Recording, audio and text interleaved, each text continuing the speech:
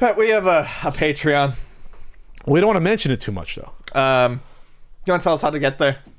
Well, Ian, you go to http://www.patreon.com/cupodcast. And there, Ian will put up his writing, as posted his writing this morning. Yeah, I do some writing. You can have you can meet with me once a month doing the phone face thing. Well, hold on a second. It's a Google Hangout. It's Google not Hangout. Like, come to the store and do a hangout. That'd be fun too. I said it was a phone face thing. And you get the full video podcast. You do. By the way, people, I don't think some people realize this when they're watching YouTube. This is an audio podcast. We should remind people more about this, honestly. Yes.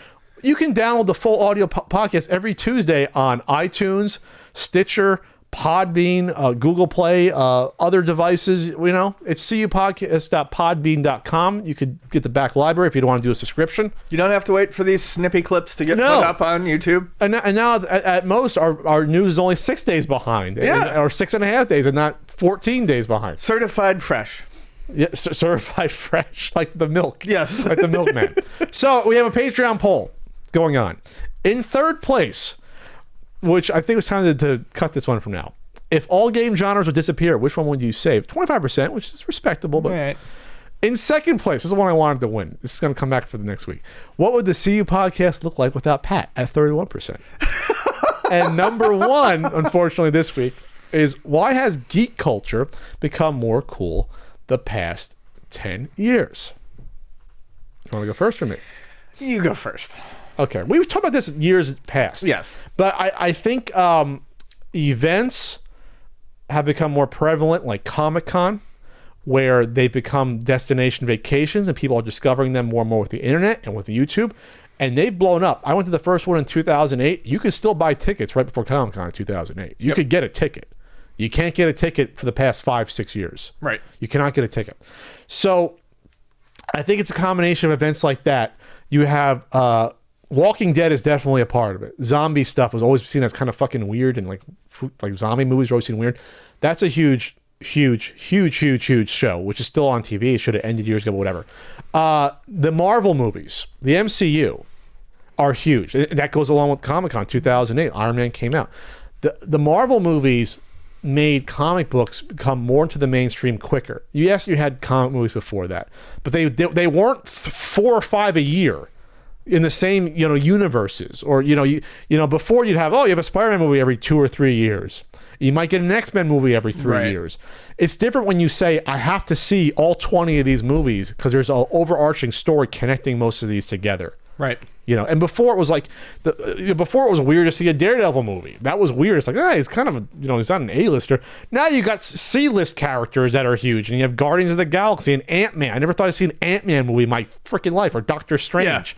Yeah. So through marketing, geek culture, nerd culture, whatever, has become bigger. Star Wars has always been popular to a degree, but you had the Rebels, the animated TV shows get bigger, and this is even before the new movies come out. I think the internet has helped a lot, and I think social media has helped a lot too, because social media helps you find other people with like interests come together. Right. So I think that's all part of this stew that's going on right now.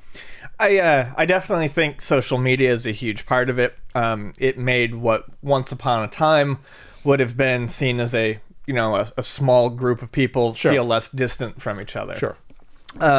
Once you accomplish that and people feel less distant from each other, more people feel more comfortable, and you find people who maybe didn't want to admit that they were into some of these things previously seen as nerdy more comfortable to admit it, because now there was a place to talk about it. There was a large arena online for discussing these sorts of things. Sure. Comic-Con's obviously a huge one, and I feel like it started somewhere, an interesting point of it kind of being a changeover. It was like the PlayStation 2 era, when the Star Wars prequels were coming out. Video games became more popular. They were talked about in rap songs. They were featured in movies and things like that. And, when Star Wars got big again, people started to talk about it. And you started slowly to find out that some of these famous people that you liked, that you looked up to, or you thought were cool, were into this as well. And it sort of made it, I don't know, I think for some people it made it okay. Basically, the slow showing of acceptance over time just snowballed Well, it's also generational. So Right. I am, how you define it, I'm either the first of millennials or the last of Gen X. I think I'm technically first of the millennials, like at 80 to 82 is like whatever the cutoff is. So people my age are now like the more prevalent in society, 30s, early 40s. And then we have kids now. Sure. So if we think it's normal to like video games, we're like the first generation of like home console or first and a half. If we have kids, for us, it was never nerdy. For our kids, it's definitely not nerdy. Sure. Does that make sense? Yeah. So now it's like trickle down effect, as you're almost off screen at this point, almost hitting into my cabinet again. We'll get this right sometime. Yeah, No, sometime. you don't have to move over to my half. I am. Now I'm in it. Too close to my lemur cup. Don't care. $1 refills. That's right, 99 cents. Yeah, I think that's all part of it. I think it's the internet's helped, social media's helped, and now it's almost like the first generation was always seen as weird to get into this stuff, but we're now like the second and third generations when it comes to this stuff. Like gaming hasn't been seen as, I guess, and you could say in the 80s it was gaming or early 90s. Some people thought gaming was weird, but that's also like the middle-aged people that are like, oh, gaming that's for kids. I mean, going up through middle school and even in part of high school, games were still considered pretty nerdy. But like I said, that definitely that was definitely changed. And also, like, computers were seen as nerdy. Yes. Then computers got widespread in the mid to late 90s, and now you can't imagine living without a computer or computers or our phones, basically. So yeah. It's just it's the changing of the times. Same thing with like music. Music becomes like, I never thought that every commercial you watch has hip hop music in it. Like 20 years ago, that would have been like insane, right? Like now it's like, oh, hip hop is it's everyone's into it now. It's accepted. Yeah, that's just your partisan opinion.